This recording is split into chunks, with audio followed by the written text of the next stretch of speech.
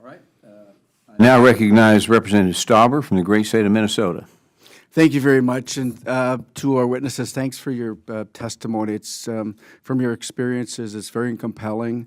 And so I come from northern Minnesota, and we have great college athletics in our great state, and of course hockey is one of them. And I was fortunate to play hockey, win a national championship, and then all these years later, I can say I fooled the Detroit Red Wings into signing me into a contract. And I've got two other brothers that played professionally, and my nephew's with the Chicago Blackhawks.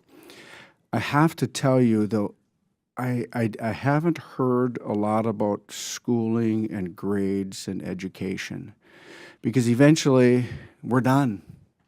We're done.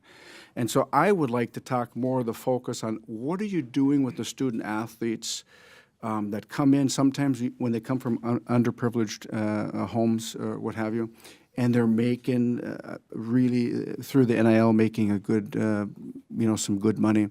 How do you balance that with their school education and their future? And they're not going to be there forever.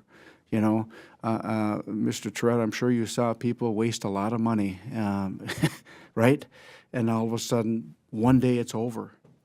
In my case, you put the skates away, and we say you're working at 9 to 5 now. How do you deal with that, and how do you prepare that student athlete, because they're students first, athletes second. So how do you prepare that student athlete? Mr. Tonetti, go ahead. Well, you just identified the great challenge of being an athletics director, because you do inherit young men and women who are at your university to grow, and some are all ears and some aren't. And some find out later in life that they missed an opportunity, and that's why we have systems in place to bring them back for degree completions down the road. We only have the ability to be with them so many hours of the day, so many hours of the week. Those are NCAA rules.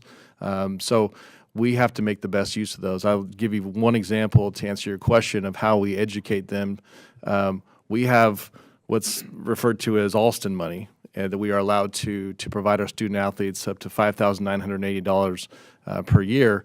And we have a condition on receiving that money that they go through this financial literacy education. So that is a requirement. If there are no ifs, ands, or buts, if you miss one of those sessions, you did not receive the check. So we do try to hold them accountable.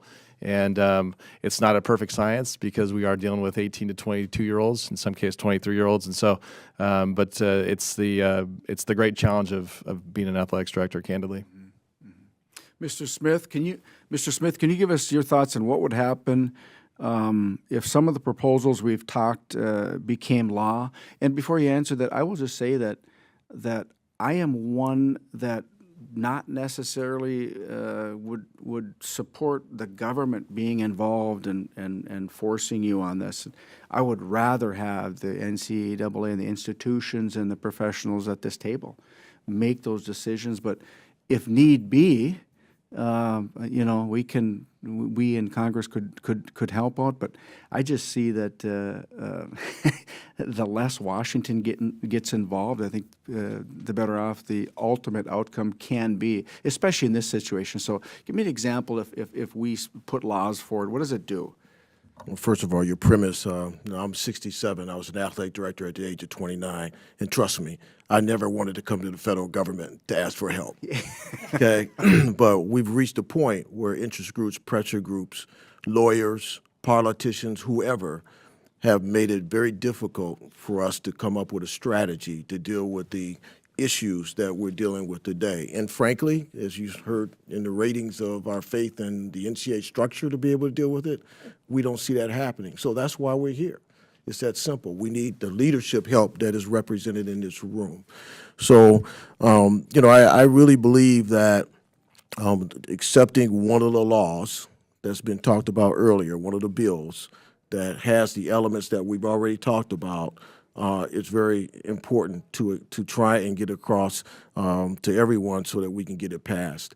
The things that we talked about relative to agent management, all those type of things, we really need help with. And so I would say that the plan is around that.